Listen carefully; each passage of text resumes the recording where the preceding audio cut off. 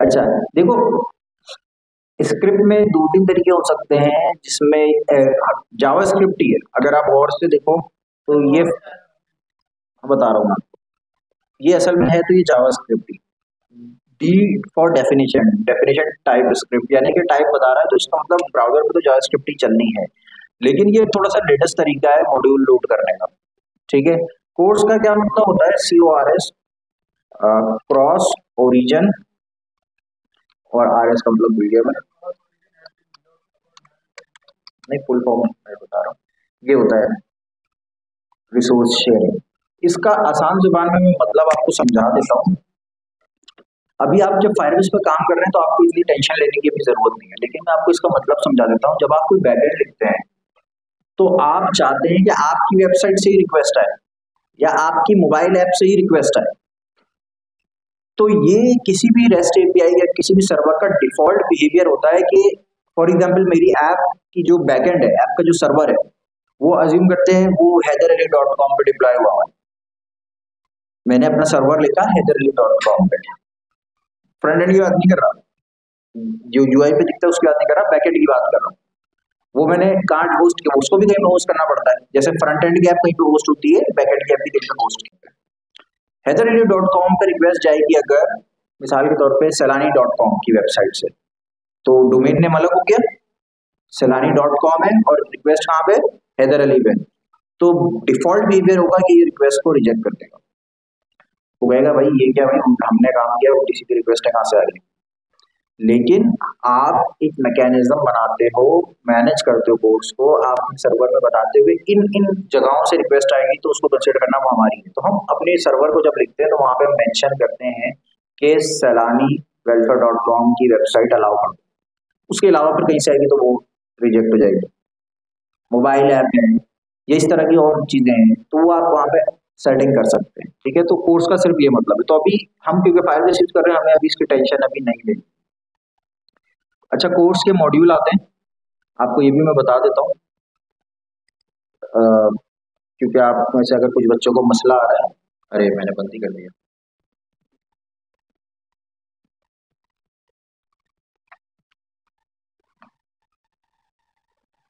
कुछ बच्चों को अगर कोर्स का मसला आ ही रहा है, वैसे तो आना नहीं चाहिए, यकीनन वो कुछ एक्सपेरिमेंटल कर रहे होंगे, कुछ सीख रहे होंगे, तो वो क्या कर सकते हैं, वेब ऐप स्टोर होता है क्रोम का, इस पे जाएंगे, कोर्स का कोई भी अपनी पसंद का मॉड्यूल इंस्टॉल कर लेंगे, फ्री वाला, पैसों वाला तो नहीं देंगे यकीनन। इतने सारे आ जाएंगे, जो भी आपको पसंद हो उसको इंस्टॉल करेंगे। यहाँ पे तो इंस्टॉल नहीं है, क्यों? क्योंकि जब कोर्स ऑन होगा तो आपकी वेबसाइट पे तो रिक्वेस्ट चली आएगी, लेकिन यूट्यूब नहीं चलेगा, फेसबुक नहीं चलेगा, समझे?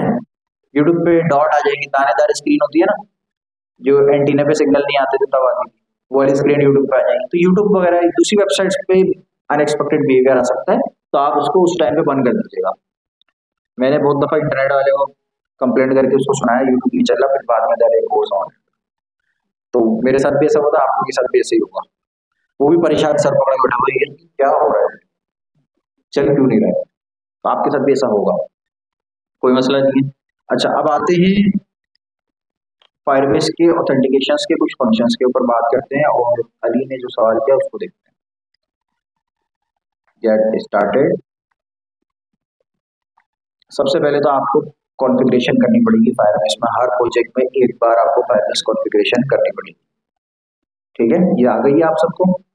चाहे आप उसका ऑथेंटिकेशन यूज नहीं कर रहे हैं, कोई और प्रोडक्ट यूज कर रहे हैं, मिसाल के तौर पर कुछ नोटिफिकेशन यूज कर रहे हैं, मिसाल के तौर पर आप सिर्फ इसकी स्टोरेज यूज कर रहे हैं, तो अगर आप अपने प्रोजेक्ट में उसको इंटीग्रेट कर रहे हैं तो कॉन्फ़िगर करना पड़ेगा। पूरा कोड बना हुआ है, सिर्फ आपको इस वाले हिस्से पर अपनी कॉन्फ़िगरेशन का ऑब्जेक्ट रखना पड़ेगा। ठीक है, आगे अच्छा यहाँ क्या लिखा हुआ है, चले हम इसको छोड़ते हैं।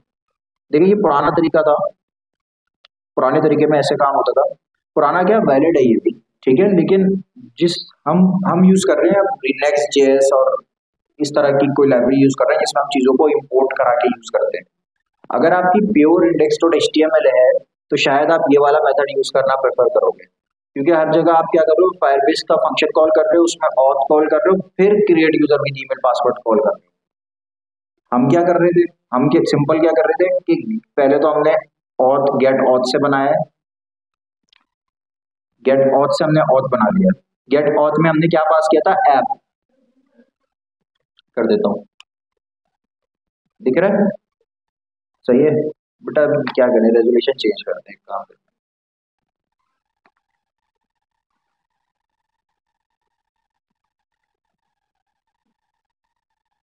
मुनासिब है, माँ जैसा टीचर है। अच्छा, गेट ऑथ में आप क्या पास करोगे, कॉन्फ़िगरेशन पास करते हो तो ऑथ का रेफरेंस मिलता है ये, जहां पे देखो अब आपको create Firebase auth dot create, sorry Firebase dot auth dot create user नहीं करना पड़ रहा। यहाँ देख रहे हो आप, Firebase auth dot create user करना पड़ रहा है। इसके अलावा एक और क्या फायदा है, अच्छा ये फायरबेस ऑथ के अलावा जब डीबी यूज करोगे तो फायरबेस फायर स्टोर फिर डीबी के मेथड लगेंगे, तो इस तरीके से आप उन सब चक्करों से बच जाते हो। गेट ऑथ लगाया, इसको आपने एक रेफरेंस के तौर पे यहाँ पे पास कर दिया, ऑथ है तो ऑथ को इंपोर्ट करा के आप पास कर दोगे, ठीक है। कोई और डीबी होगा तो डीबी को पास कर रहे होगे, तो यहाँ पे डायरेक्ट आपने मेथड कॉल किया है और ऑथ का रेफरेंस दे दिया खाली, बाकी मेथड उसी तरीके से चलता है। अब लास्ट क्लास में उमेर ने मुझसे सवाल पूछा था कि सर हमने यहाँ पे एक सर्विस फंक्शन बनाया है और इसको हम फिर इंपोर्ट करा के यूज कर रहे हैं अपने कंपोनेंट में यहाँ पे, तो क्या हम यहाँ ये यहीं पर डायरेक्ट हम यूज कर लेते हैं, कॉन्टेक्स्ट में भी कर सकते थे, कहीं पे भी कर सकते थे, तो बिल्कुल कर सकते थे। अगर आप देखो, मैं यहाँ जल्दी से एक छोटा सा बना के दिखाता हूँ, कॉस, और इसमें अली का क्वेश्चन का आंसर हो जाएगा sign up with email password, ठीक है। ये मेरा अपना फंक्शन है,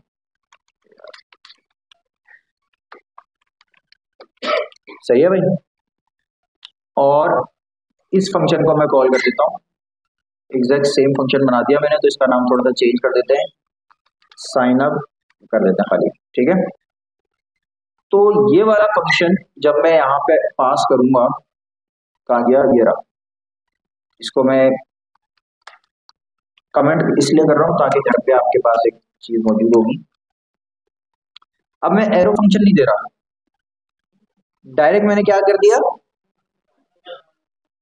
मैंने कहा जब भी कोई इस पर क्लिक करेगा तो ये चला देना, तो कॉल करने की जरूरत नहीं पड़ रही मुझे। ये क्या एरर दे रहा है भाई, मेरा ख्याल है छोटा सा कोई टाइपिंग वाइपिंग का मसला, ठीक है। यहाँ पे मैंने एरो फंक्शन कॉल किया था, उसके अंदर मैंने साइन अप फायरबेस वाला जो सर्विस फंक्शन था उसको कॉल करके डिटेल दी थी, ठीक है। लेकिन अब मैं अपना फंक्शन जो इसी कंपोनेंट में मौजूद है उसके लिए मुझे कॉल इसलिए नहीं करने की जरूरत, क्योंकि ईमेल पासवर्ड का जो रेफरेंस है वो यहाँ स्टेट से डायरेक्ट मुझे इस फंक्शन के अंदर मिल जाएगा। समझ रहे हैं आप बात को, मुझे अगर यहाँ पे ईमेल और पासवर्ड लिखना पड़ जाए तो मुझे इसके लिए पैरामीटर में तो रिसीव करने की जरूरत नहीं है, तो इसलिए मैंने डायरेक्ट ही पास कर, अगर जरूरत होती तो मैं इसी तरह एरो फंक्शन के अंदर ही कॉल कराता, अभी जरूरत नहीं है, डायरेक्ट ही मिल जाएगी स्टेट। तो आप यहाँ पे अपनी लॉजिक लिख सकते हो वैलिडेट करने की, ठीक है। अब वैलिडेशन कैसे हो सकती है, ईमेल पासवर्ड की रेगुलर एक्सप्रेशन आप गूगल पर सर्च करेंगे, याद तो किसी को भी नहीं होती। वंस अपॉन अ टाइम मैंने एक दफा पूरी रेगुलर एक्सप्रेशन के एक रूल स्टडी किए थे, बुक में भी, बुक में तो इतनी अच्छी नहीं है, बुक में बड़ी बकवास है क्योंकि बुक भी बहुत पुरानी है, शायद लेटेस्ट बुक में हो, लेटेस्ट बुक जो आपकी आई है उसमें शायद हो। तो मैं ये बात समझाना चाह रहा हूँ कि ईमेल पासवर्ड मैंने भी एक दफा पढ़ा था, रेगुलर एक्सप्रेशन बहुत डिटेल में सारे रूल सीख लिए, बेसिक पता लगी थी, लेकिन भूल जाता है, बहुत कॉम्प्लेक्स कॉम्प्लेक्स नहीं, पैटर्न उसके याद नहीं रहते। तो आप सिंपल क्या करेंगे, email validation regular expression JavaScript, ठीक है। ईमेल के अलावा कुछ और होगा तो आप वो लिखोगे, और अब तो चैट जीपीटी का दौर है, तो आप चैट जीपीटी को बताओगे मुझे अपने ईमेल की वैलिडेशन करनी है रेगुलर एक्सप्रेशन के साथ, ये मेरी ईमेल का फॉर्मेट होगा। ईमेल का तो एक ही फॉर्मेट होता है, यूजर नेम कर लेते हैं, ये मेरे यूजर नेम का फॉर्मेट होगा। अब यूजर नेम में कोई कोई अंडरस्कोर सपोर्ट करता है, कोई कोई नहीं करता, कोई कोई कैपिटल सपोर्ट करता है, कोई कोई नहीं करता, कोई कोई नाम के आगे नंबर लगाता है, जैसे पबजी खेलता हूँ मैं तो वहां पे नाम आ रहे थे बिन लादेन 420, ठीक है। तो इस तो वो फिर आप चैट जीपीटी को अपना इंग्लिश में बता दोगे कि मेरी ये रिक्वायरमेंट है, वो आपको रेगुलर एक्सप्रेशन दे देगा। अब यहाँ देखो, ये एक रेगुलर एक्सप्रेशन इन्होंने यहाँ पे दी हुई है, बहुत कॉम्प्लेक्स है, इसको कैसे समझेंगे अभी आप, तो ये थोड़ी सी मुश्किल कॉम्प्लेक्सिटी हो जाती है, समझना चाहे टाइम लगा के आप सीख सकते हैं, कोई ऐसी चीज नहीं है कि समझ में नहीं है। कोडिंग कोड ही है, ठीक है, लेकिन ये समझना थोड़ा सा सर का दर्द हो सकता है। तो आप क्या करोगे, कंट्रोल सी, कंट्रोल वी, अच्छा इसको यहाँ पे आप, ये क्या कह रहे हैं, टाइप कर रहे हैं गेस, इसको आप कर दो स्ट्रिंग, ठीक है। वैलिडेट ईमेल को आप इसके अंदर अगर कॉल कराओगे और यहाँ पे आप अपनी ईमेल दे दो, ठीक है, तो ये आपको मैच करके चेक करके बता रहा है इधर ट्रू है या फॉल्स है। तो अगर ट्रू हुआ तो ये वैलिडेट हो गया, नहीं हुआ तो फॉल्स हो गया। तो ट्रू होने के बाद आप यहाँ पे अपना काम करा सकते हो। क्या काम था अपना, अच्छा ईमेल के अलावा जब आप ईमेल करा रहे हो तो पासवर्ड भी तो कराओगे, है ना। तो पासवर्ड की वैलिडेशन के लिए फिर आप अपनी रिक्वायरमेंट दोगे कि आपको 6 डिजिट की लिमिट रखनी है या 8 डिजिट की रखनी है। पासवर्ड में आपको अल्फा न्यूमेरिक अलाउ करना है या नहीं करना, कैपिटल स्मॉल अलाउ करना है या नहीं करना। तो वो फिर आप अपनी कंडीशन दोगे, दोबारा इसी तरह का एक फंक्शन मिलेगा, सिर्फ उसके अंदर की ये जो रेगुलर एक्सप्रेशन है ये चेंज हो जाएगी। रेगुलर एक्सप्रेशन को शॉर्टकट में रिजिक्स बोलते हैं बहुत से लोग। क्या वो बोले, हाँ, तो रेगुलर एक्सप्रेशन जो है शॉर्टकट में रिजिक्स भी बहुत से लोग बोलते हैं, तो वो थोड़ी सी पासवर्ड की थोड़ी सी डिफरेंट हो जाएगी। हाँ,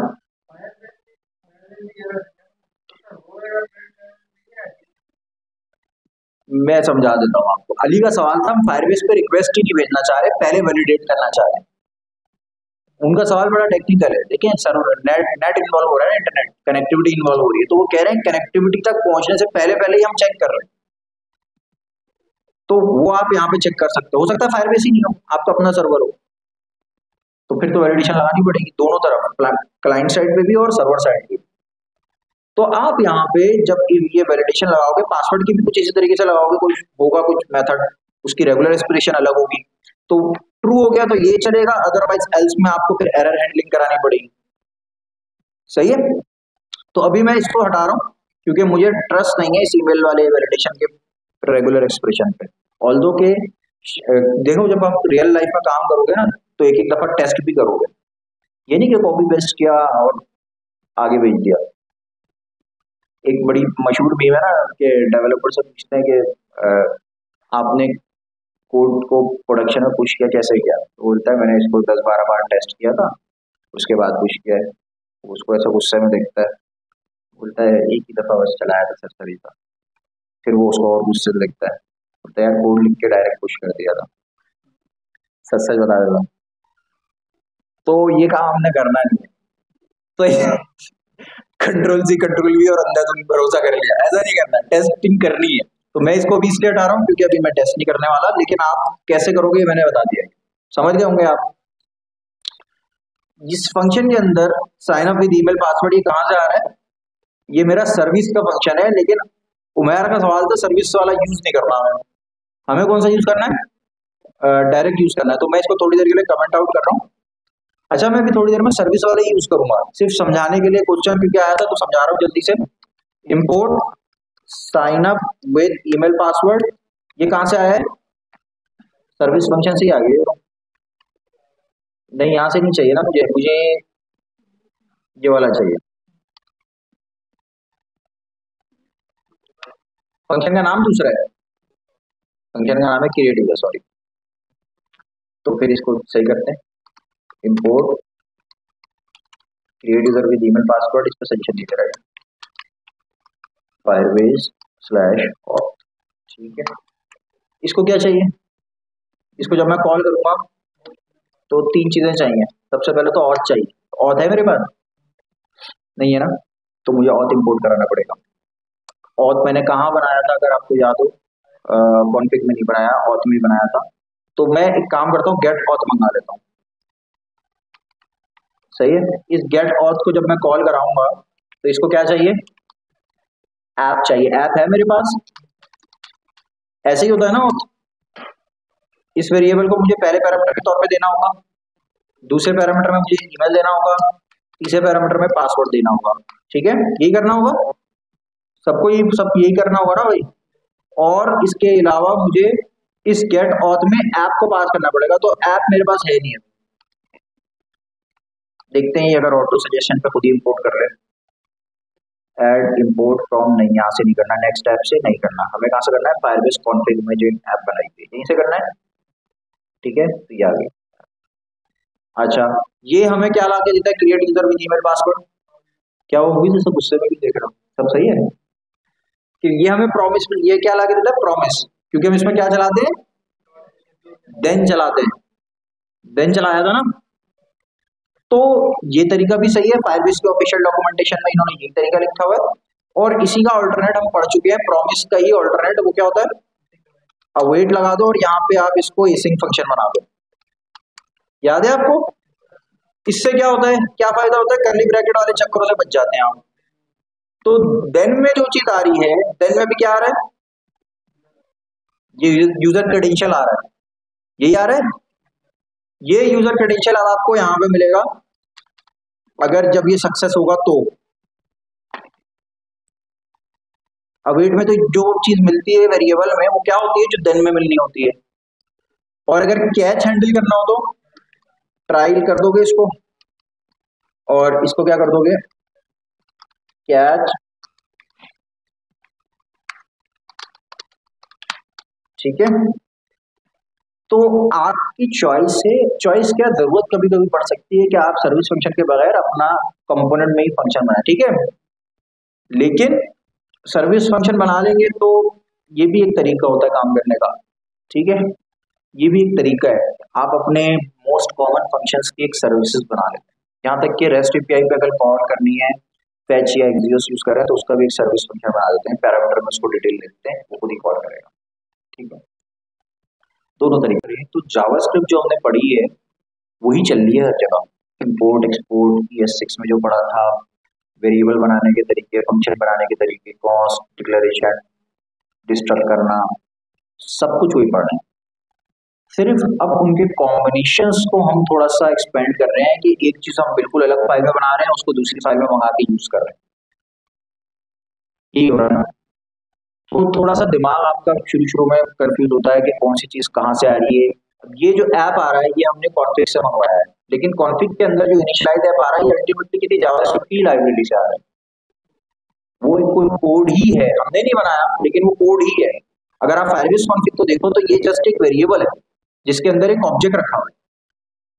तो इसका मतलब इनिशियलाइज ऐप को पैरामीटर में एक ऑब्जेक्ट चाहिए जिसकी टाइप ये होगी। अगर हम जाके चेक करें तो फायरबेस ऑप्शंस आ रहे हैं, इसको अगर मैं इसकी टाइप अगर हम देखें फायरबेस ऑप्शन की, तो ये देखो, ये इन्होंने इंटरफेस बनाया हुआ है, एपीआई की चाहिए, ऑप्शनल है, स्ट्रिंग होना चाहिए और डोमेन स्ट्रिंग होना चाहिए, तो ये सो ऑन सारी चीजें बनाई हुई। सही है बच्चों? तो अल्टीमेटली जावास्क्रिप्ट यूज होती है आपकी। आइए मैं इसको रिवर्ट कर दूं, समझ तो गए होंगे आप, कमेंट आउट कर, ठीक। और अपने पुराने तरीके को यूज कर लेते हैं, ये वाला तरीका था, इसको भी कमेंट कर देते हैं और साइन अप वाले को खोल लेते हैं, इसको बंद कर देते हैं। ठीक है जी। अच्छा, उसके बाद लास्ट क्लास में या उससे भी पहले वाली क्लास में जब हम साइन अप कर लेते हैं सक्सेसफुली, तो बेटा समीर जब टाइम पे आएगा बेटा जल्दी से ऑथेंटिकेशन पे आते हैं। आपके सारे यूजर यहाँ पे लिस्ट हुए होते हैं, मैंने शायद डिलीट कर दिया होगा, मुझे याद नहीं है, मैं जल्दी से एक बना लेता हूँ। मैंने टाइम बचाने के लिए बेटा एक ही फॉर्म पे 2 बटन बना दिए थे, याद है?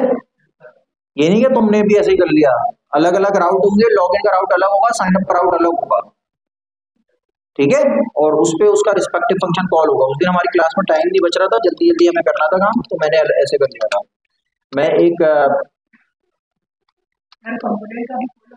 बिल्कुल बनेगा अगर आप कंपोनेंट्स को बना के यूज कर रहे हैं तो। देखो, ये जो फोल्डर्स होते हैं ना, ये तो आप अपनी जरूरत और अपनी रिक्वायरमेंट के हिसाब से बनाते हैं। कंपोनेंट मेरे ख्याल है मैंने उस क्लास में कोई बनाया ही नहीं था, तो इसलिए गिटहब पे नहीं गया, लेकिन जाहिर सी बात है लॉन्ग रन में आपको रीयूजेबल कंपोनेंट्स बनाने होंगे, जैसे कि ईमेल पासवर्ड की जो फॉर्म है और ये जो बटन है, कंपोनेंट शायद इसका एक ही बनेगा जो यूज 2 राउट्स में हो रहा होगा, लॉगिन के राउट्स में और साइन अप के राउट्स में। तो कंपोनेंट का फोल्डर भी बनाएंगे आप जरूरत के तहत, और आपको किसी की जरूरत है, यहाँ मैंने कॉन्टेक्स्ट बनाया हुआ जो हमने लास्ट क्लास में तो अभी तक यूज नहीं किया, अभी हम बनाएंगे शायद आज टाइम बचता है तो बिल्कुल बनाना पड़ेगा, आप अपनी जरूरत के हिसाब से चीजों को सेट करो। ठीक है, हम बात कर रहे थे साइन अप करने की। साइन अप मैं कर देता हूँ, साइन अप हो चुका है। उसके बाद मैं दोबारा इसी से साइन अप कर रहा हूँ और एक चीज आपको समझा देता हूँ। अच्छा नहीं आया तो कुछ एरर आ गया होगा, फिर कुछ गड़बड़ हो गई होगी। 3 इश्यूज, मैंने क्या कोर्स ऑन कर दिया क्या?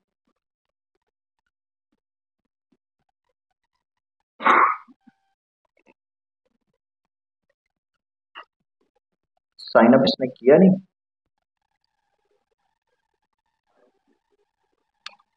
देख लेते हैं, अगर ये यहाँ पे भी आया है, ये वाला फंक्शन कॉल किया ना, तो ईमेल पासवर्ड किया होगा, तो देन नहीं भी चला तो कैश तो चलना चाहिए था। मेरा ख्याल है ब्राउजर की सेटिंग किसी ने चेंज की हुई है, जिसकी वजह से हम रीड नहीं कर पा रहे।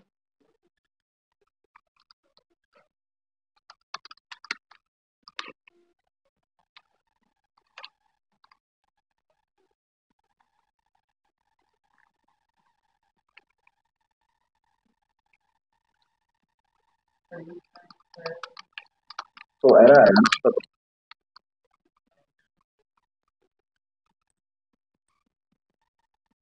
फंक्शन चल गया, कुछ हिडिंग हुआ है जो मुझे दिख नहीं रहा।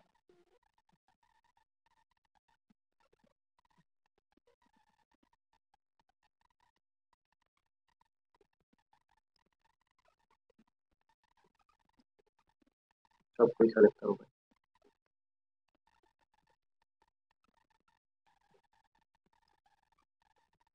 आ गया।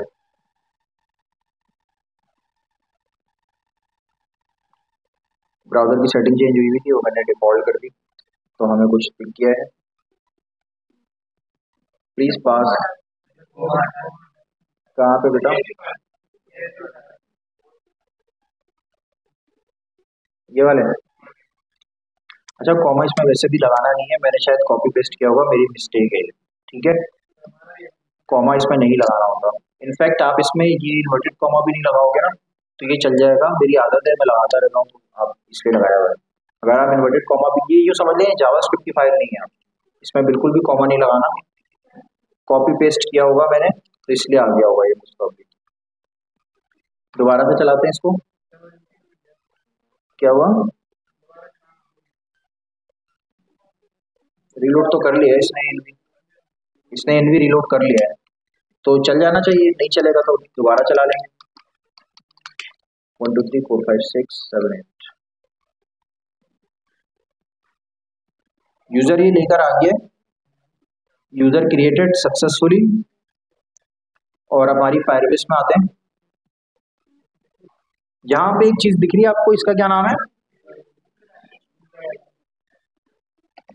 देखो, मेरा नाम हैदर है, लेकिन हैदर नाम के बहुत से लोग हो सकते हैं, लेकिन मेरा एक सीएनआईसी नंबर है, उस सीएनआईसी का एक ही बंदा होगा। पाकिस्तान में कुछ नहीं कह सकते, लेकिन लेकिन उस तरीके एक्सपेक्ट तो यही करना चाहिए कि एक ही बंदा होगा उस एनआईसी नंबर पे, ऐसा ही है ना? तो मैं ये कहना चाह रहा हूँ कि ये जो यूआईडी होती है ना बेटा, ये यूजर की आइडेंटिटी होती है with in the system, with in आपके एप्लीकेशन का जो सिस्टम है। यानी कि आपकी ऐप मोबाइल पे यूज हो रही हो, वेब पे यूज हो रही हो, आपकी ही ऐप है ना, तो उसमें यूजर की शनाख्त इस आईडी से होनी है, यूआईडी से, यूजर यूआईडी से, इस ईमेल से नहीं होनी। हाँ, बता देता हूँ। देखो, आप यहाँ पे ईमेल से सर्च करोगे ना, मिल जाएगा, लेकिन मैं आपको समझाना क्या चाह रहा हूँ। फॉर एग्जाम्पल यहाँ पे आप लिखते हो, अभी तो एक ही है, लेकिन अगर आप यहाँ लिखोगे तो वो सर्च होके आ जाएगा। ठीक है, अभी हम उस वो मैं नहीं कह रहा आपको, अगर आप ईमेल से सर्च करोगे मिल जाएगा, बट मेरा कहने का मकसद क्या है, यूआईडी एक ही होगी या यूआईडी आइडेंटिटी होगी, इससे क्या मतलब है? मिसाल के तौर पे मैंने साइन अप किया, मैंने बहुत सारे ऑर्डर प्लेस किए, परचेजिंग करता हूँ, 5 साल के बाद मुझे याद आया यार मुझे आईडी, अपनी ईमेल आईडी चेंज करनी है, तो मैंने अपनी ईमेल आईडी चेंज कर दी। आपकी ऐप में सेम यूजर की दूसरी आईडी मैंने बोल दी, अब इसको चला, जैसे व्हाट्सएप पे होता है नंबर चेंज का ऑप्शन आता है, तो जो नया नंबर आता है उस पर पुरानी नंबर की चैट्स होती हैं। क्या हो गया, क्या हो गया, मैं साइन अप नए रजिस्ट्रेशन की बात नहीं कर रहा, आपके करंट व्हाट्सएप पे जो ऑप्शन एक आता है कि आप इसी व्हाट्सएप को दूसरे नंबर पे शिफ्ट करना चाह रहे हैं, मैं नए नंबर से साइन अप की बात नहीं कर रहा। एग्जिस्टिंग व्हाट्सएप पे एक ऑप्शन होता है कि नंबर आपका चेंज करना है, तो उसमें पुराने नंबर की चैट्स होती हैं, तो जो आपका मेन आइडेंटिफायर था नंबर वो तो चेंज हो गया, तो इसका मतलब कोई एक और चीज होती है बैक पे जो आइडेंटिफाई करती है कि यूजर ये है। इसी तरह आपने यहाँ पे ईमेल अगर चेंज भी कर दी तो मेरे पिछले ऑर्डर नए ईमेल पे कैसे आएंगे, वो इसकी मदद से आएंगे। उस वक्त ईमेल यहाँ चेंज हो चुका होगा, हैदर अली की जगह एबीसीडी हो चुका होगा, लेकिन यूआईडी वही रहेगी। जब मैंने एक बार यूआईडी क्रिएट कर दी तो यूआईडी मैं ना एडिट कर सकता हूं ना डिलीट कर सकता हूं। अगर एडिट या डिलीट यूआईडी को कर रहा हूं तो इसका मतलब मेरा यूजर डिलीट हो रहा है, सही है। तो मैं इसको तो चेंज नहीं कर सकता, हाँ इसकी ईमेल को चेंज कर सकता हूँ, फोन नंबर अगर है उसको चेंज कर सकता हूँ, प्रोफाइल पिक्चर चेंज कर सकता हूँ, यूजर नेम चेंज कर सकता हूँ, कुछ भी चेंज कर सकता हूँ सिवाय इस यूआईडी।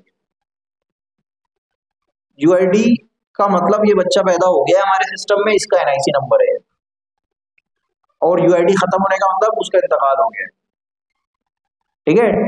टेक्निकली आप जो मॉडर्न डेवलपमेंट है, मॉडर्न बैग या मोबाइल ऐप डेवलपमेंट है, उसमें आपके पास जो डेटा आ जाता है उसको आप कभी अपने सिस्टम से रिमूव या डिलीट नहीं करते। प्रोडक्शन एनवायरनमेंट की बात कर रहा हूँ, डिलीट नहीं करते, मतलब आप अगर डिलीट किसी डेटा को करना भी होता है प्रोडक्शन में तो आप उसके आगे एक फ्लैग ऐड कर देते हो कि डिलीटेड ट्रू, जो डिलीटेड ट्रू होते हैं वो डेटा आपको नहीं मिलता,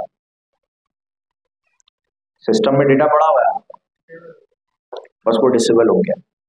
तो फ्यूचर में कभी आपको कोई बिजनेस के लिए आपको कोई एनालिटिक्स चलानी है, कुछ रिसर्च करनी है, तो डेटा आपके सिस्टम में होता है, डिलीट नहीं होता। पॉइंट समझ गए। तो यूआईडी आपकी क्या है ये भी बात समझ गए आप, ये आपकी यूजर की आइडेंटिटी है। ईमेल आपकी आइडेंटिटी नहीं है, वो चेंज हो सकती है, फोन नंबर चेंज हो सकता है, पासवर्ड चेंज हो सकता है, सब कुछ चेंज हो सकता है, लेकिन ये यूआईडी बन गई ये चेंज हो सकती, और ये हर यूजर की यूनिक होगी। ये बहुत बड़ा नंबर होता है अच्छा खासा, तो इसके डुप्लीकेशन के चांसेस ऑलमोस्ट जीरो होते हैं। हाँ,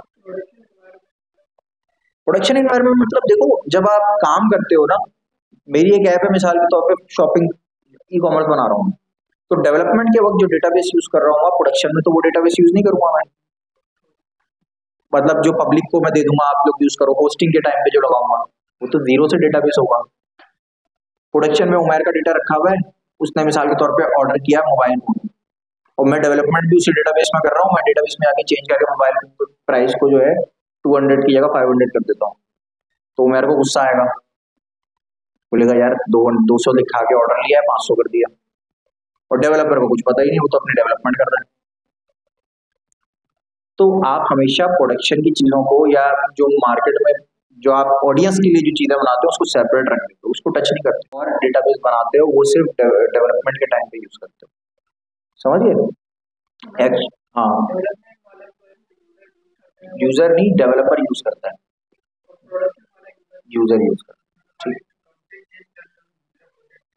ऐसे ही होता है। देखो असल में आप करोगे क्या, आप सिर्फ इस ईएनवी की फाइल को चेंज करोगे, बाकी लॉजिक वॉजिक तो सब एक ही है। उस वक्त ये ईएनवी लोकल की जगह मोस्ट प्रॉब्ली डॉट ईएनवी होगा या डॉट ईएनवी डॉट पीआरडी होगा, तो ये जो कॉन्फ़िग लोड हो रही है फिर वहां से लोड हो रही होगी, सिर्फ यही चेंज होता है, और कुछ कोड में कोई चेंजेस नहीं होती, कोड तो सेम ही होता है, उसी को टेस्ट करते हो आप, सही है।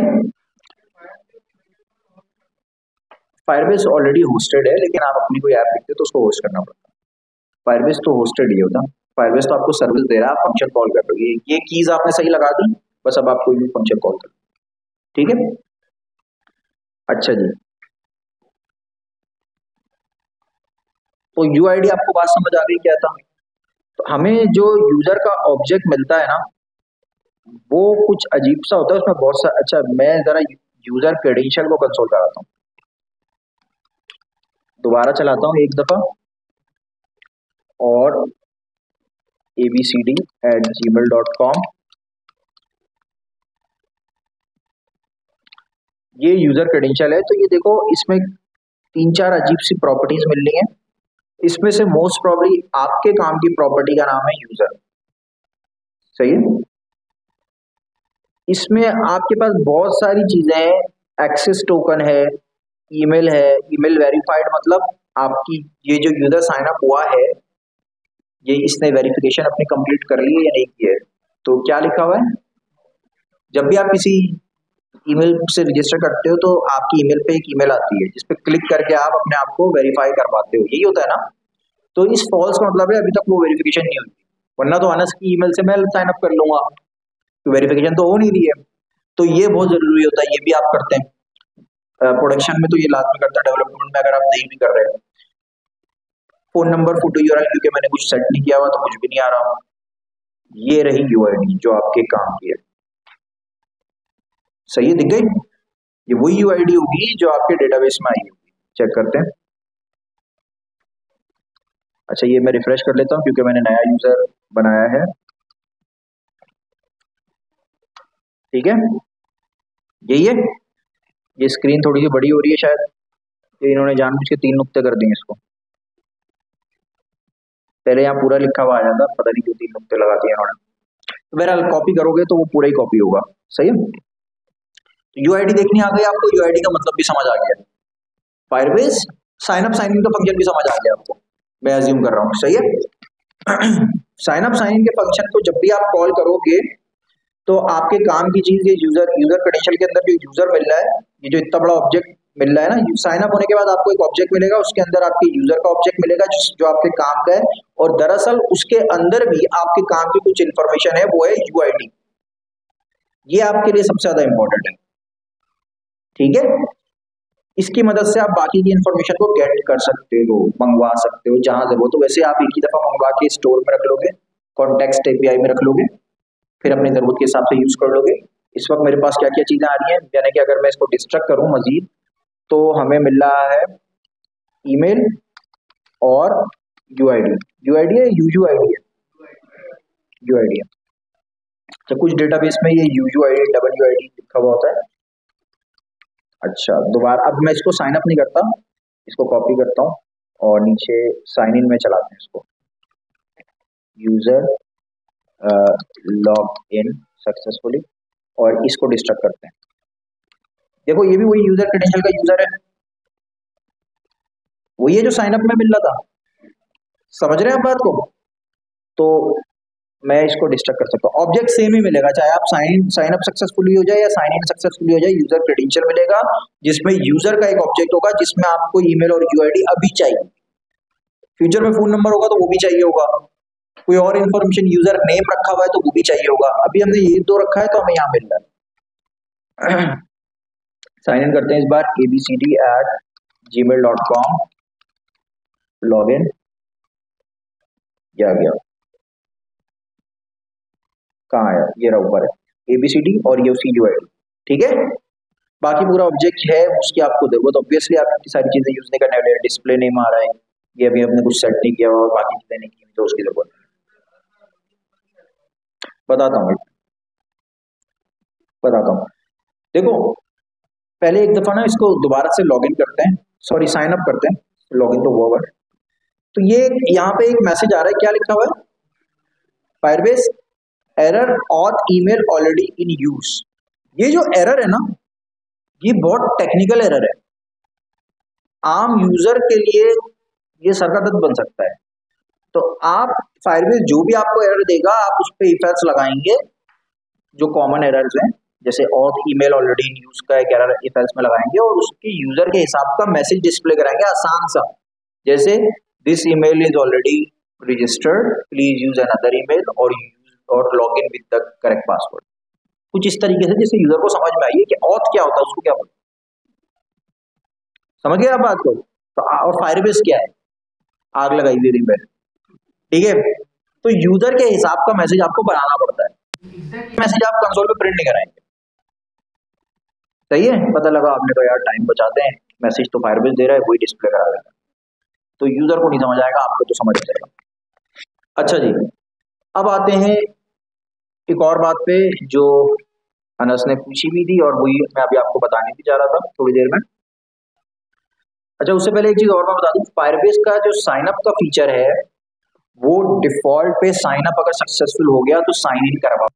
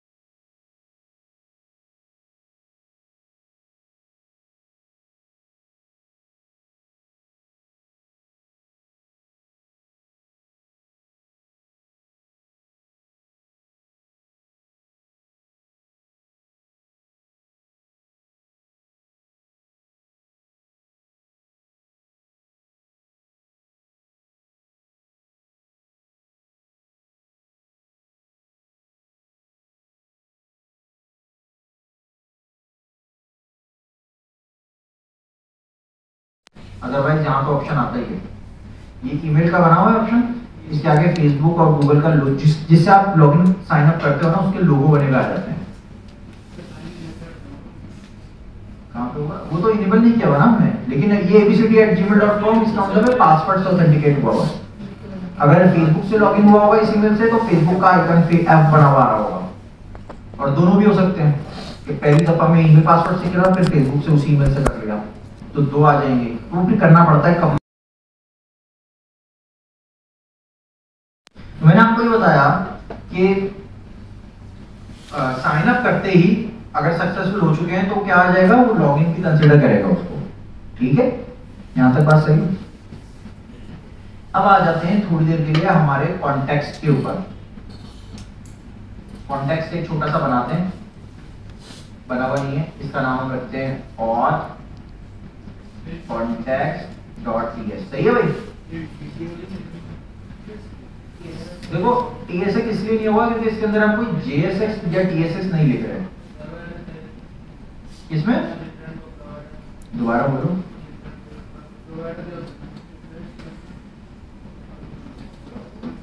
यार मेरा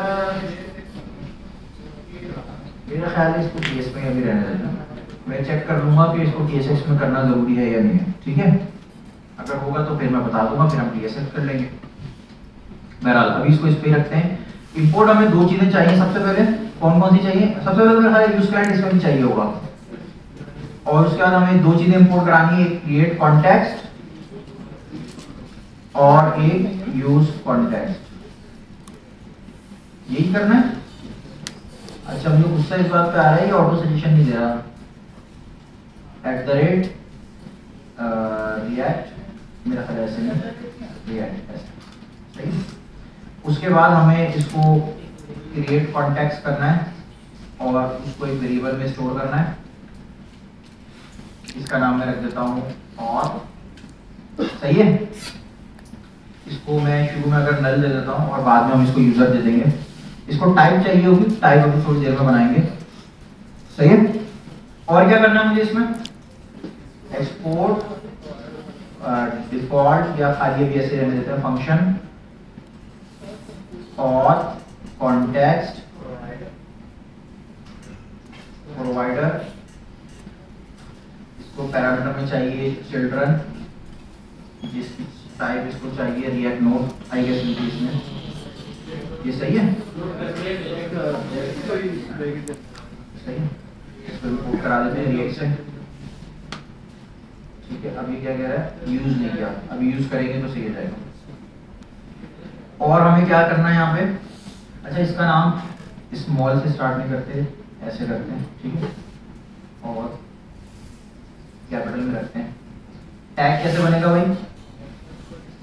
मैं कॉन्टेक्स्ट बना रहा हूँ तो आप लोग बताते भी जाओ मुझे।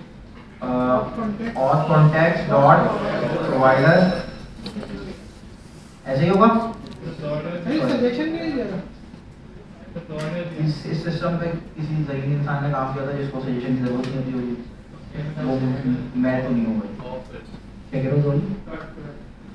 प्रोवाइडर स्मॉल होगा तो ये वाला लगाया ना बेटा, वैल्यू भी देते हैं। उससे पहले यहाँ पे हम क्या देना है? चिल्ड्रन। सही है। एक नोड के ऑब्जेक्ट के अंदर आएगा।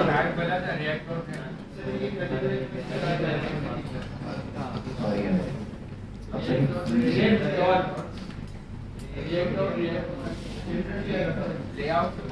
कहाँ पे? रिएक्ट नोड डॉट, इसकी भी टाइप चिल्ड्रन होगी। अब नॉट रिएक्ट नोड,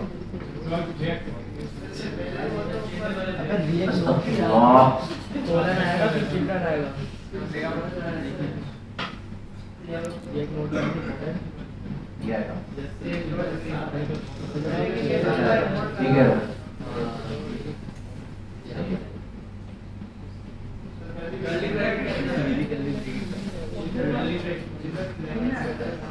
लेकिन मेरा ख्याल इसकी जरूरत इसलिए नहीं है क्योंकि रिएक्ट नोड तो ऊपर मंगा लिया हमने, तो डायरेक्ट रिएक्ट नोड भी चलेगा। ये क्यों चल रहा है डायरेक्ट? क्योंकि रिएक्ट नोड डायरेक्ट मंगा लिया हमने। ठीक है, अच्छा यहाँ पे ये सही नहीं चला है, तो क्या कह रहा है? वैल्यू चाहिए और कॉन्टेक्स्ट।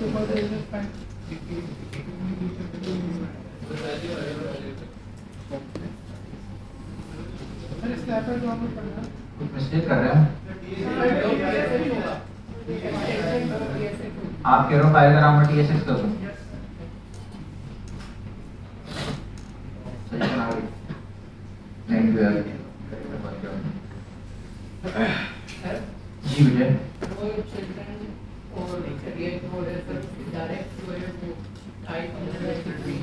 कैसे बेटा कैसे रिएक्ट डॉट करके सर आपने अलग से टाइप ऊपर बढ़ाई थी यहाँ पर देखो इनका सवाल सुनो मेरे का मैंने ना गलती की थी जो सही हो गई है लेकिन मैं आपके क्वेश्चन को जरूर आंसर कर देता हूँ ठीक है आप कोई ऑब्जेक्ट बनाते हैं लेट यूजर तो इसकी टाइप कैसे दोगे क्या करोगे क्या दोगे बताओ बताओ मैं बताया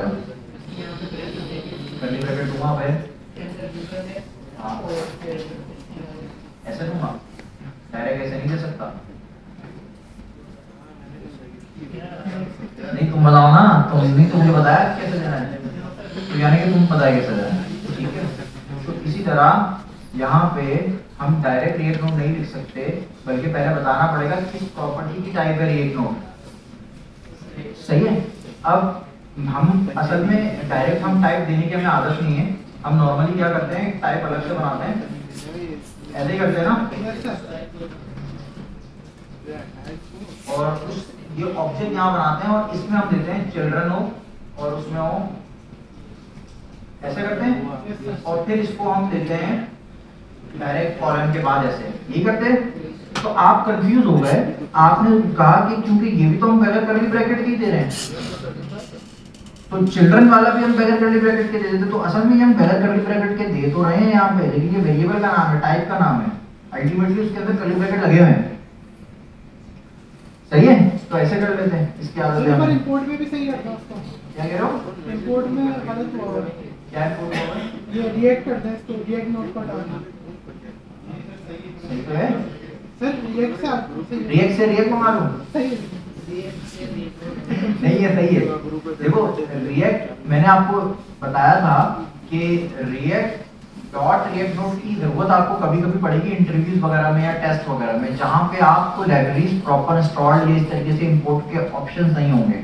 कुछ लिमिटेशंस होंगी तो आप उसकी स्पेसिफिक पार्ट को जब नहीं मंगवा सकते तो पूरा ऑब्जेक्ट मंगवा के उसकी प्रॉपर्टी को ऐसे यूज करोगे लेकिन यहाँ पे हमें पूरी लाइब्रेरी की जरूरत नहीं है हमने उसका एक ऑब्जेक्ट एक प्रॉपर्टी मंगवा लिया उसको यूज कर लिया अब जैसे अगर रिएक्ट डॉट रिएक्ट नोड होता ना तो ये भी होता रिएक्ट डॉट क्रिएट कॉन्टेक्स्ट समझ रहे हैं आप बात को सही है अभी इसकी जरूरत नहीं है मुझे ये तो यहाँ पे एरर आ रहा है लेकिन नहीं आएगा अगर आपको जरूरत पड़ गई ना तो उसमें नहीं आएगा एरर उसकी वजह यही होती है कि आप वहां पे इंपोर्ट नहीं करा पा रहे तो उसमें आपसे पूरा ऑब्जेक्ट मंगा लेते हैं तो अभी हम इसको ऐसे रहने देते हैं वैल्यू में हमें क्या क्या चीजें चाहिए कॉस्ट एक तो यूजर होगा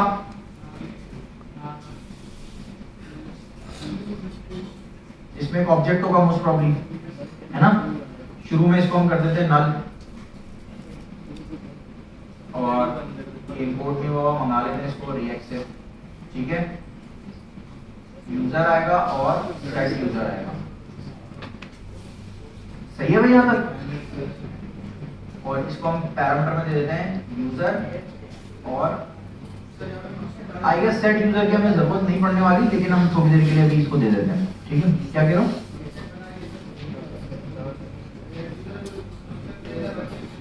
हम शायद इसको भी यूज ही नहीं करेंगे इसको हटा देंगे ठीक है अच्छा ये एरर मुझे दे रहा है टाइप का टाइप में जल्दी से सेट कर देता हूं एक टाइप में क्रिएट कर रहा हूं यहां पे और को मैं नीचे कर देता हूं टाइप सबसे ऊपर रह देते हैं ताकि एक जैसी चीजें एक साथ रहें टाइप यूजर की टाइप बनेगी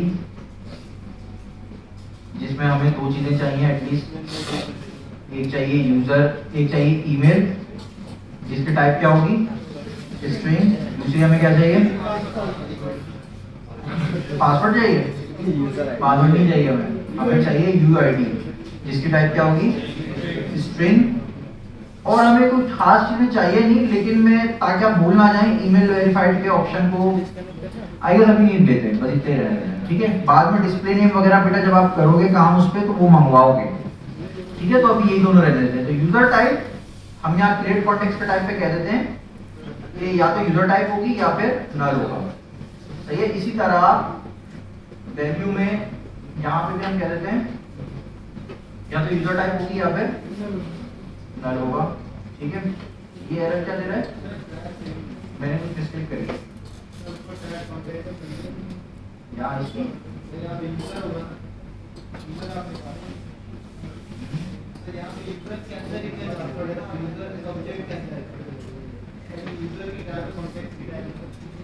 ओके। तो कॉन्टेक्स्ट के टाइप में मुझे क्या देना होगा, नहीं समझ पा रहा हूँ।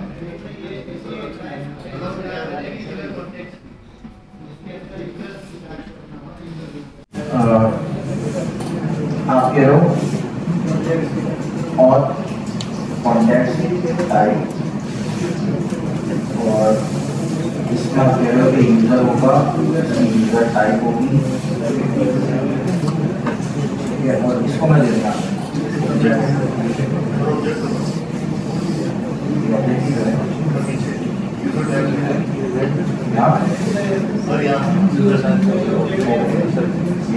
सही तो था, सही था, लेकिन एरर नहीं है क्योंकि मेरा ख्याल है बहुत ज़्यादा जवाब नहीं कर रहा। देख लेते हैं क्या मसला है। यूजर टाइप नल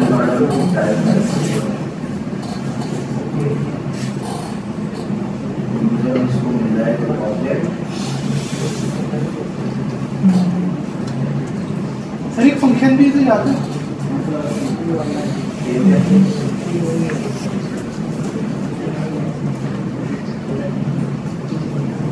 चलिए बहरहाल वो एरर इस चीज का आ रहा था कि इसमें भी हमने नल रखा है, तो कह रहा है यूजर के अंदर भी कभी कभी नल आएगा क्योंकि बाय डिफॉल्ट हमने नल ही रखा हुआ है, ठीक है। ये तो कॉन्टेक्स्ट हम बना रहे हैं, ये हम 3-4 दफा पहले बना चुके हैं, तो घर पे आप खुद से बनाओगे। एक्सपोर्ट क्या हमें करना है, एक्सपोर्ट यहाँ से कौन सा फंक्शन, यूज कॉन्टेक्स्ट का हम फंक्शन बना कॉल करेंगे और ऐसे ही करेंगे, फंक्शन बनाएंगे यूज कॉन्टेक्स्ट कॉल करेंगे, इसके अंदर हम अपने और कॉन्टेक्स्ट को पास कर देंगे ऐसे ही है, और इसको एक वेरिएबल में रख के एक्सपोर्ट कर देंगे। वेरिएबल का नाम हम कर देते हैं और कॉन्टेक्स्ट डेटा कर लो या यूज कर लो, ठीक है। ये क्या कह रहा है, वेरिएबल सही है। तो हमारा एक बेसिक कॉन्टेक्स्ट क्रिएट हो गया, ठीक है। नेक्स्ट स्टेप क्या करना होता है, मेरे लेआउट में रैप करना पड़ेगा ना, जहाँ मुझे क्योंकि और हमें पूरी ऐप में ऑलमोस्ट हर जगह चाहिए होता है, तो इसके लिए मुझे यहाँ पे कहीं पे रैप करना पड़ेगा। तो मैं इसको रैप कर देता हूँ, क्या नाम रखा है मैंने, और कॉन्टेक्स्ट प्रोवाइडर नाम रखा है, ठीक है। तो इसको जल्दी से मंगवाते हैं।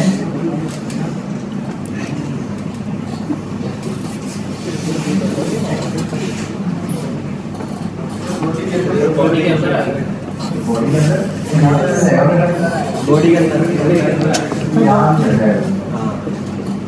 उसको बस उसमें रैप करना जरूरी है।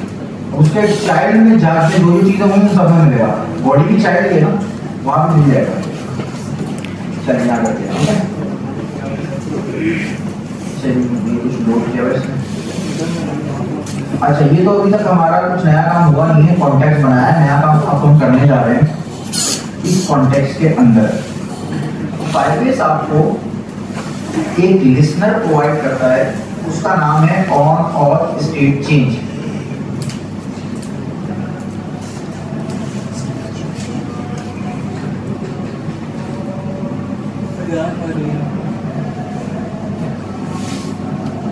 ऑन और स्टेट चेंज का मतलब होता है, इसमें ज़्यादा देखते हैं काम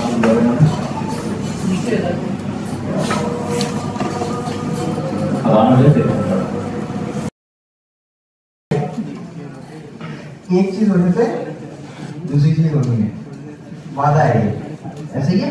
लेकिन ये एक बार चलता है। जावास्क्रिप्ट में पहले प्रॉमिस भी नहीं थे, ये 6 महीने रिलीज हुए, ठीक है। इसी तरह एक और चीज होती है reactive programming. Reactive programming JavaScript में अभी तक नहीं आई है। जावास्क्रिप्ट में आप कर जरूर सकते हैं, एक लाइब्रेरी है उसका नाम है RxJS, उस लाइब्रेरी को इंटीग्रेट करके आप रिएक्टिव बना सकते हैं जावास्क्रिप्ट को। इसका क्या मतलब होता है कि एक बार नहीं, जब जब वो इवेंट होगा तब तक इसमें आप स्ट्रीमिंग करते हैं, जैसे YouTube भी है। YouTube एक साथ सारा डेटा दिन में थोड़ी आता है। YouTube के लिए किया होगा आपने, सबने यूज किया होगा। जी मैं देख रहा हूँ, तो दिन में एक साथ डेटा YouTube का नहीं आता, वरना तो 5 मिनट तक इधर रुका रहे। वो क्या होता है, स्ट्रीम होता है डेटा, थोड़ा थोड़ा करके आता रहता है। तो जैसे जैसे डेटा आता जाता है वो मेमोरी में रहता है और फिर उसकी जो भी लॉजिक है वो चलता रहता है। तो एक बार नहीं हो रहा, बार बार चल रहा है दिन। समझाने के लिए कह रहा हूँ दिन नहीं चलता, लेकिन समझाने के लिए कह रहा हूँ कि बार बार वो प्रोसेस लॉजिक चल रही है, समझ रहे? तो ये रिएक्टिव प्रोग्रामिंग का एक हिस्सा है। फायरबेस ने लॉजिक लिखी है आपको यूज करने की, आपको सिर्फ यूज करना है, बनाना नहीं है। प्रॉमिस भी आपको मैंने बताया था कि बहुत ज्यादा अक्सर औकात बनाते नहीं, यूज करते हैं। अभी देखिए हम अपने सर्विस में देन वगैरह से यूज किया, बनाया नहीं है। बनाया किन्होंने? फायरबेस वालों ने बनाया है ना। इसी तरह रिएक्टिव प्रोग्रामिंग भी, और ये जो भी हम यूज करने जा रहे हैं, ये हम सिर्फ यूज कर रहे हैं, बनाने तो अभी हम दूर दूर तक नहीं जा रहे। प्रॉमिस को आप फिर कभी ना कभी बना लोगे। रिएक्टिव प्रोग्रामिंग की जब आपको जरूरत पड़ जाएगी RxJS की इंशाल्लाह, तो आपका लेवल इतना अपग्रेड हो जाएगा कि आप वो खुद ही पढ़ लोगे। मैंने आपको टूल का नाम बता दिया, RxJS यूज होती है। RxJS की मदद से आप जावास्क्रिप्ट को रिएक्टिव बना सकते हो। स्ट्रीमिंग करने के लिए होता है, डेटा को एक साथ नहीं भेजना बल्कि टुकड़ों में भेजना, या टुकड़ों में नहीं भेजना, आपको लिस्टनर अटैच कर देना। जब जब ये कुछ कोई इवेंट हो तब तक एक डेटा चेंज होगा, ठीक है। तो हम इसको कॉपी करते हैं, अपने कॉन्टेक्स्ट प्रोवाइडर में आते हैं और यहाँ पे इसको लिसन कराते हैं यूज इफेक्ट के अंदर। यूज इफेक्ट क्या करता है, और एक तो कॉलबैक फंक्शन लेता है और एक एम्प्टी अरे ऑफ डिपेंडेंसीज लेता है। तो मैंने इसको खाली रखा है, अभी इसको ऐसे रखते हैं। खाली रखने का मतलब पहली दफा चलेगा, उसके बाद नहीं चलेगा, ठीक है। उसमें मैंने यहाँ लिख दिया, तो जरा चलाते हैं, करते हैं सर। गेट ऑथ में इसको ऐप चाहिए, तो गेट ऑथ भी मैंने, ये कॉन्टेक्स्ट की फाइल है,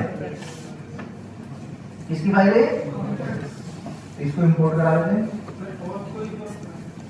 इसको और मैंने एक्सपोर्ट ही नहीं किया था, ठीक है। तो वही बना लेते हैं,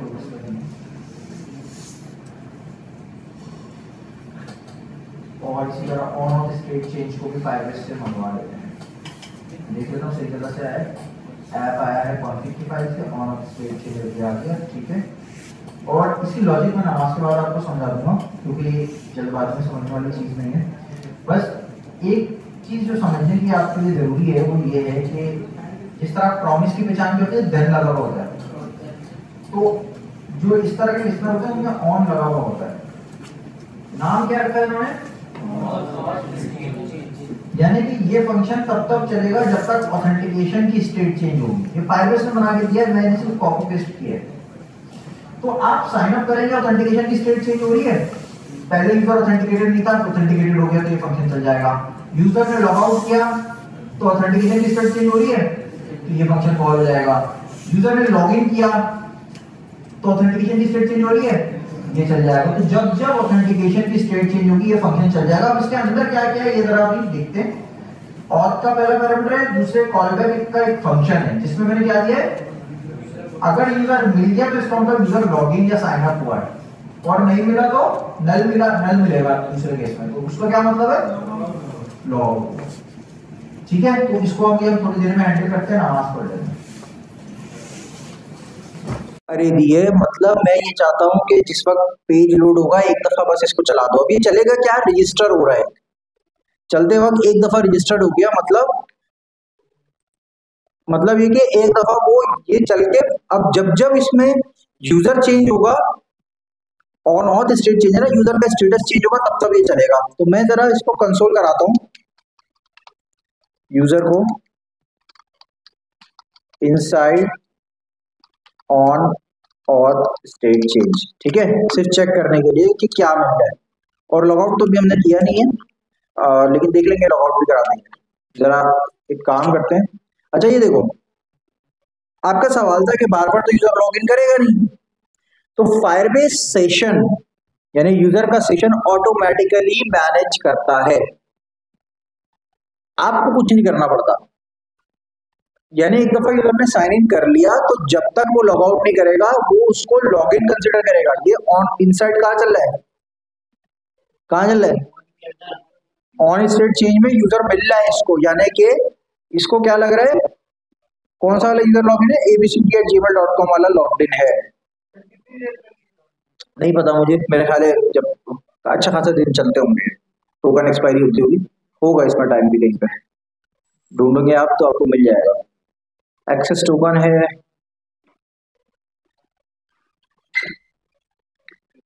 ये रहा एक्सपायरेशन टाइम।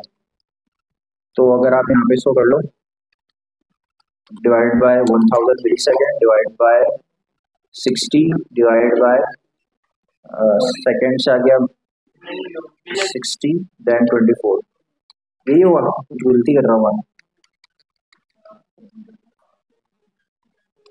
हाँ ऐसे कर लेते हैं। तो चल जाएगा ये इतने दिन तक, ये तो आज की डेट है, 10 मिनट तक का एक्सपायरेशन टाइम, 10 मिनट गई है ना। हाँ तो ये मेरे ख्याल है ये डेवलपमेंट इन्वायरमेंट के लिए, बाकी इसको कंट्रोल कर सकते हो आप। तो मैं ये समझा रहा था कि देखो हमें तो मिल गया यूजर, लेकिन अभी मैं यहाँ पे एक काम करता हूँ, अभी लॉगआउट हमने चलाया नहीं है, तो मैं जल्दी से काम करता हूँ, सर्वर को क्लोज करता हूँ, दोबारा से चलाता हूँ। तो इनसाइड ऑथ एल्स स्टेटमेंट, ठीक है, inside auth state change else statement, ठीक है। और पहली दफा में यूजर नहीं मिलना चाहिए ना, ये तो असल में रजिस्टर हो चुका है इसलिए मिल रहा है। तो मैं जरा जल्दी से मेमोरीज वगैरह रिमूव करके चेक करता हूँ, क्लियर साइड डेटा, और रिफ्रेश करते जरा, ठीक है भाई, सबको दिख गया। तो पहली दफा में क्या मिल रहा है, नो लॉगिन, नो लॉगिन, ठीक है।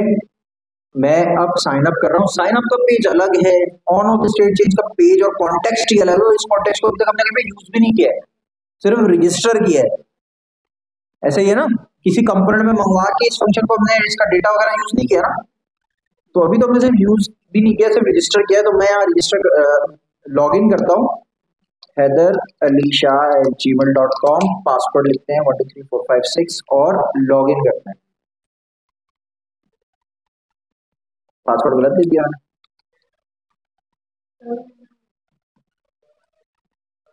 78 तक हो गया, ठीक है। तो ये तो मेरा फाइल्स ऑथ वाली फाइल में, लेकिन ये तो inside on off state change वाला है ना, तो यूजर हमें मिल जाता है।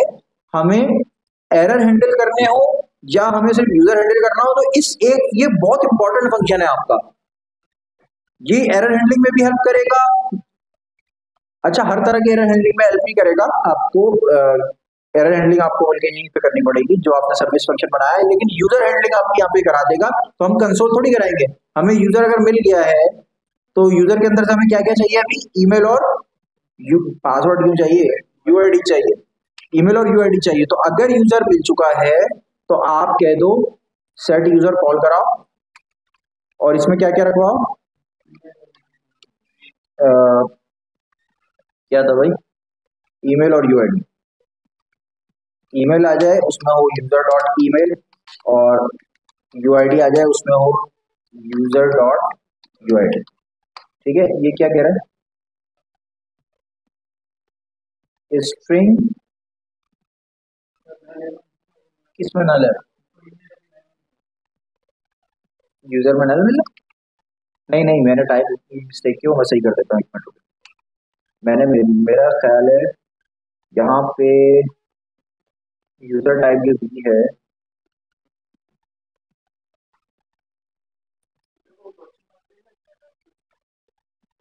तो ये इफ लगा हुआ है ना, क्वेश्चन मार्क का इतना बड़ा इफ लगा हुआ है, ये कह रहा है यूजर अगर है तभी यहाँ पे आओ।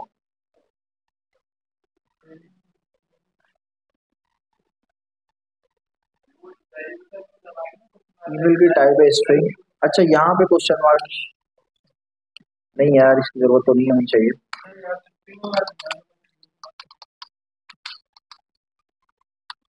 यूजर, ठीक है,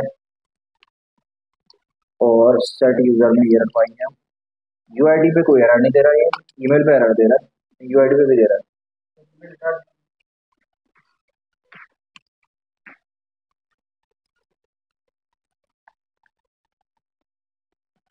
अच्छा यार मैंने एक मिस्टेक करी है शायद।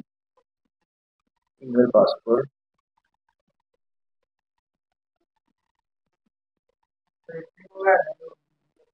तो मैंने स्ट्रिंग दिया है ना, इसमें नल होगा। देखो इसमें नल कभी भी नहीं होगा अगर इस जगह पे आएगा तो।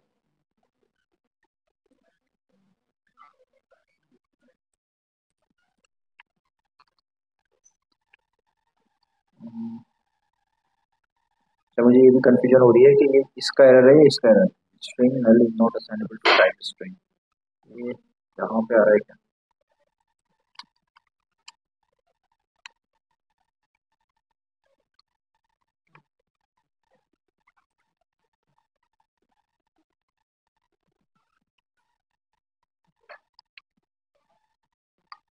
अगर टाइप का एरर नहीं आता तो फिलहाल के लिए हम आगे बढ़ते हैं, इसको मैं फिक्स करूंगा। अरे अच्छा, बल्कि इसने तो कर लिया होगा ना ऑलरेडी। सेट यूजर में इसको या तो नल चाहिए या यूजर टाइप चाहिए, और यूजर टाइप में हमने रखा है ईमेल या यूआईडी। सही रखा है हमने।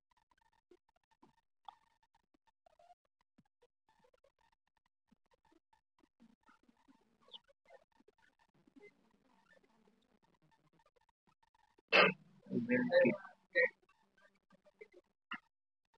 अच्छा प्रॉब्लम ये है कि यूजर के ये जो फायरबेस का डेटा है ना, हमारी टाइप में मिस्टेक नहीं है।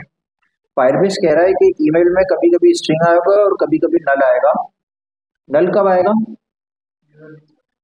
नहीं नहीं, देखो देखो देखो, अगर इफ में आ चुका है तो इसका मतलब यूजर मिल गया है उसे।